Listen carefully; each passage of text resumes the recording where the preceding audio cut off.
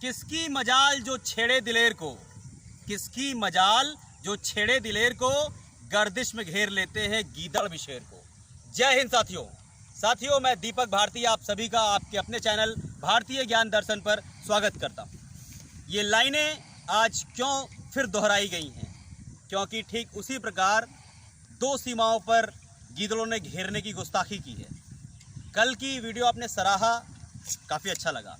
कल एक बात उठी थी कि 26 तारीख भारत के इतिहास में कितना स्थान रखती है। तो आज आप सभी के जो कमेंट्स और प्यार स्नेह हैं उसी पर ये 26 तारीख की डेट पर आज का पूरा विश्लेषण होगा। यानी कि भारत के ज्योतिष शास्त्री 26 तारीख को कितना अच्छा मानते हैं और कितना बुरा मानते हैं। शुरुआत यानी कि शुरू से करेंगे। आधुनिक भारत के हर 26 यानी कि 26 महीने जो आपके 12 महीने हैं उसमें 26 तारीख जिन जिन महीनों में आती है उन महीनों के इतिहास के बारे में हम अवश्य जानेंगे। शुरुआत होती है 26 नवंबर 1921। ये वर्गीस कुरियन का जन्मदिन है। हड़प्पा की खुदाई हमारे देश में चल ही रही थी और उसी समय श्वेत क्रांति के जनक वर्गीस कुरियन का जन्म हुआ था और उन्हीं के जन्मदिन की याद में हम जो है दुग्ध दिवस मनाते हैं। आपको ये पॉइंट नोट करना चाहिए। पेन और कॉपी लेकर के बैठ जाइए क्योंकि आज के काफ़ी पॉइंट्स आपको मिलने वाले हैं एग्ज़ाम के पॉइंट ऑफ व्यू से। बात हुई कहाँ की? 26 नवंबर 1921 वर्गीस कुरियन का जन्म। लेकिन ठीक 9 वर्ष बाद 26 जनवरी 1930 26 जनवरी 1930 को कहा जाता है भारत ने अपना पहला तिरंगा फहराया था। कहाँ पर? आपको याद होगा, रावी नदी के तट पर। जी हाँ, ऐसे ही जैसे ये नहरें बलखा रही हैं हमारे यहाँ, ऐसे ही उस समय रावी नदी के किनारे झंडा फहराया गया था। जैसे ही आज इस वीडियो को मैं आपके लिए शूट कर रहा हूँ, ये शारदा कैनाल है, आप देख रहे हैं। चलिए अब बात करते हैं फिर, यानी कि 1930 की कहानी के बाद अगर हम बात करें तो 26 नवंबर 1949 का वो दिन आता है जब हमने अपने देश के संविधान को अंगीकृत किया, यानी कि अपनाया। हमारे देश का जो संविधान आप सभी जानते हैं उसको स्वीकार कब किया गया? 26 नवंबर 1949 को। पेन कॉपी लेकर बैठ जाइए, नोट करते रहिएगा क्योंकि यहाँ आपकी क्लासरूम की यानी स्टूडियो की व्यवस्था नहीं है, इसलिए आपको पेन और कॉपी लेकर के बैठना चाहिए। मैं बार बार कह रहा हूँ। फिर बढ़ते हैं आगे। 26 जनवरी 1950 का दिन आता है और हमारा संविधान पूर्ण रूप से पूरे भारत पर लागू हो जाता है। जैसा कि आप सभी जानते हैं हम गणतंत्र हो गए और 26 जनवरी 1930 को भारत ने अपना राष्ट्रीय गीत और राष्ट्रीय गान जो 24 जनवरी को अपनाया था उसे यहाँ अधिकृत कर दिया। यानी कि बात अगर करें तो 24 जनवरी 1950 को राष्ट्रीय गीत राष्ट्रीय गान जो लिया गया था उसे अधिकृत करते हुए भारत ने राष्ट्रीय चिन्ह और राष्ट्रीय वाक्य को भी अपनाया, यानी कि 26 जनवरी 1950। अब कहानी आगे बढ़ती है और 26 जनवरी 1957 जम्मू कश्मीर ने अपना संविधान लागू किया। जी हाँ, जम्मू कश्मीर सुनकर के थोड़ी हंसी आती है कि एक ही देश में मिलने वाला एक राज्य, एक विशेष राज्य ने अपना एक अलग संविधान निर्मित किया। अब तो विशेष राज्य रहा भी नहीं तो संविधान भी उसका नहीं रहा। आपको पता है कि जम्मू कश्मीर का जो संविधान है वो कब समाप्त हो गया? तो वो समाप्त हुआ 31 अक्टूबर 2019 राष्ट्रीय एकता दिवस के शुभ अवसर पर। आपको ये पॉइंट नोट करना चाहिए। फिर आगे बढ़ते हैं। 1950 के बाद 57 के बाद देश में फिर क्या हुआ? तो 57 के बाद आता है 1962, लेकिन 26 अक्टूबर का वो दिन 1962 भारत में पहली बार अनुच्छेद 352 का प्रयोग किया गया, यानी कि राष्ट्रीय आपातकाल का प्रयोग किया गया। चीन से अटैक हुआ। चीन से युद्ध होने के दौरान अगर हम बात करें तो चीन से युद्ध हो ही रहा था तो उसी समय 26 अक्टूबर को ये घोषणा कर दी गई कि भारत में आपातकाल लगाया जा रहा है और ये भारत के लिए बहुत दुख की बात थी। भारत में पहली बार आपातकाल लगाया गया। उसके बाद अगर हम बात करें तो 26 अप्रैल 1975 का दिन आता है, यानी कि 1975 का दिन आता है और जिस राज्य को लेकर के, जिस राजशाही व्यवस्था यानी कि सिक्किम को लेकर के विवाद चल रहे थे, उस राज्य को भारत ने पूर्ण रूप से राज्य का दर्जा दिया और इसे भारत का 22वां राज्य बनाया। सिक्किम भारत का 22वां राज्य। कब की बात हो रही है? 26 अप्रैल 1975 की बात हो रही है। फिर कहानी आगे बढ़ती है और कहानी आगे बढ़ते बढ़ते आती है 26 जुलाई 1999 वर्ष, कारगिल युद्ध। और कारगिल युद्ध आपको पता है, हमने कारगिल जीता और इसे हम कारगिल विजय दिवस के रूप में मनाते हैं। 26 जुलाई वर्ष 1999। ये 26 के आंकड़े हैं जो आपको दिख रहे हैं कि कितने अच्छे हैं, कितने शुभ हैं और कितने अशुभ हैं। इन सभी को कलेक्शन कीजिएगा, क्योंकि ज्योतिष शास्त्र में कहा जाता है 3, 13, 23 और 13 और 26 का आंकड़ा भारत के लिए सही नहीं है। क्योंकि जब एक ही मुल्क था और बंटवारा किया गया तो पाकिस्तान ने 14 अगस्त चुना, भारत ने 15 अगस्त क्यों चुना? इंग्लैंड अपना इंडिपेंडेंस डे मनाता है, यानी कि इंग्लैंड अगर बात करें तो जापान विजय दिवस मनाता है कब? 15 अगस्त को। इसलिए भारत को उसने अपने जो विजय दिवस की जो टैग है उसे भारत को दिया, क्योंकि भारत एक उपनिवेश राष्ट्र बना। कहते हैं कि भारत 90 वर्षों की लीज पर है। हम भी देखेंगे और आप भी देखेंगे 2047 में और 2037 में। 2047 में 100 साल होंगे, लेकिन 37 में 90 वर्ष पूरे हो जाएंगे। देखा जाएगा कि क्या लीज पर है, क्या लीज पर नहीं है। बहुत सी बातें हैं। कहते हैं कि हम आज़ाद के साथ साथ हम आज़ाद अभी भी नहीं हैं। हमारी मानसिकता, हमारी विचारधारा, हमारे देश के कानून और नियम जो भी हैं, ये सभी अंग्रेजों की अधीन हैं, उन्हीं की देन है। खैर, इन सब बातों पे बात किसी और दिन करेंगे। अभी हमारा मुद्दा है 26 की दिन, यानी 26 जो डेट है वो भारत में प्रत्येक माह में क्या क्या अपने में अंदर समेटे हुए। हमारी बात चल रही थी कारगिल विजय दिवस। कारगिल विजय दिवस के बाद फिर क्या हुआ?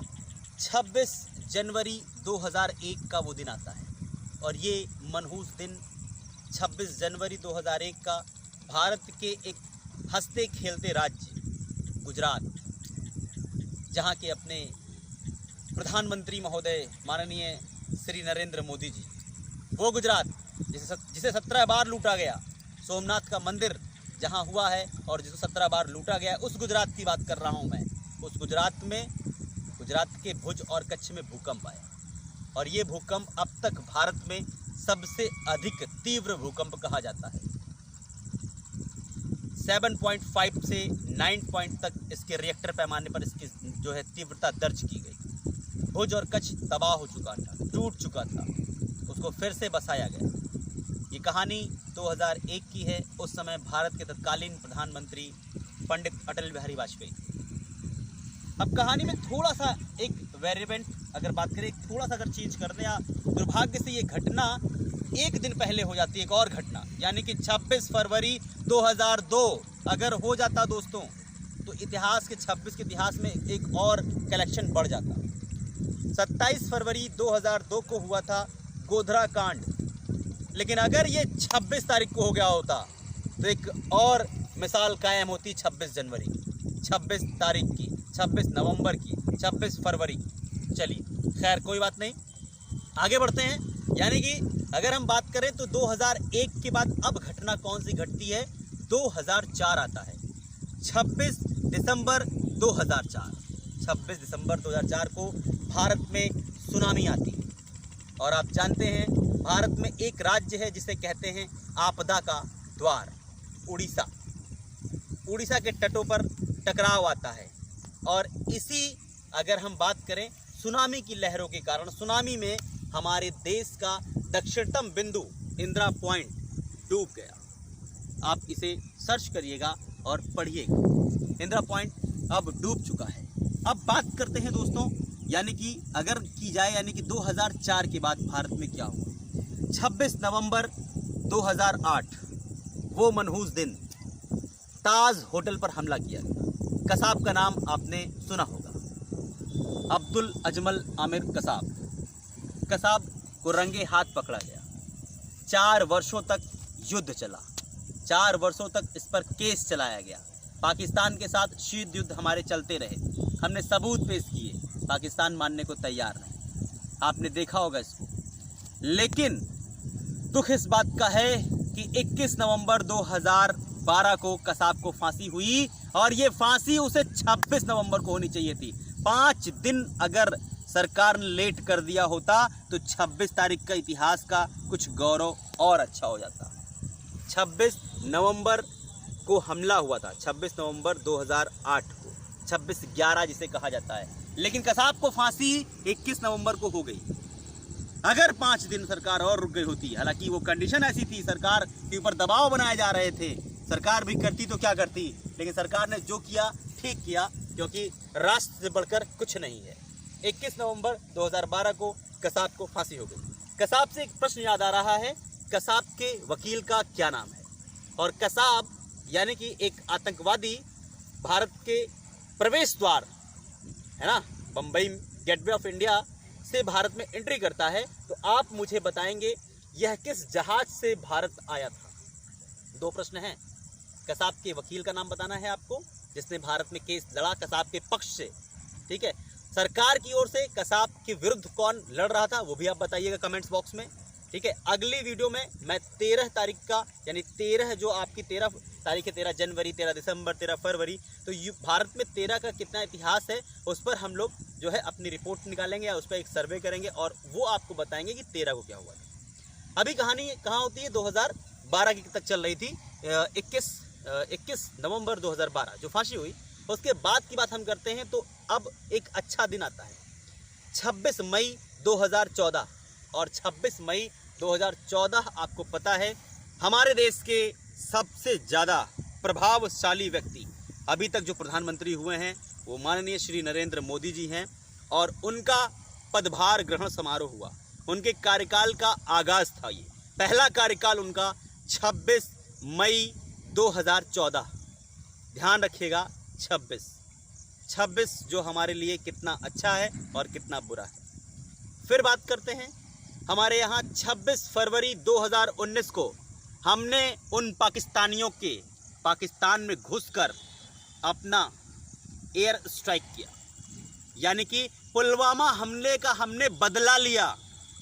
आपको मैंने कल बताया था पुलवामा हमला 14 फरवरी 2019 को हुआ था, उसका बदला लेते हुए 26 फरवरी 2019 को हमने घर में घुस के मारा, ठीक है। अब बात करते हैं फिर उसके बाद कहानी क्या हुई। अभी आपने देखा कि 26 जून 2021 इन कमीनों ने, इन गद्दारों ने चुपके से ड्रोन अटैक किया है, क्योंकि अब सामने आकर के लड़ने की औकात तो रही नहीं, क्योंकि हमारी जो LOC है वो पहले से कहीं ज़्यादा अब सजग हो चुकी है। लेकिन ये जो ड्रोन उड़ाया गया, ये ड्रोन भारत में ही उड़ाया गया, भारत से ही इसको संचालित किया गया। इन भारत के जिन्होंने संचालित किया उन पर चंद लाइनें हैं, और ये लाइनें बड़ी मशहूर लाइनें हैं। एक ही उल्लू काफ़ी था बर्बाद गुलिस्तां करने को, समझिएगा, एक ही उल्लू काफ़ी था बर्बाद गुलिस्तां करने को, अब हर साख पर उल्लू बैठा, अंजाम गुलिस्तां क्या होगा। जब हमारे देश में ही गद्दार रहेंगे, हमारे देश में ही मीर जाफर, मीर कासिम जैसे लोग होंगे, तो हमारे देश की आन बान शान की रक्षा कैसे होगी।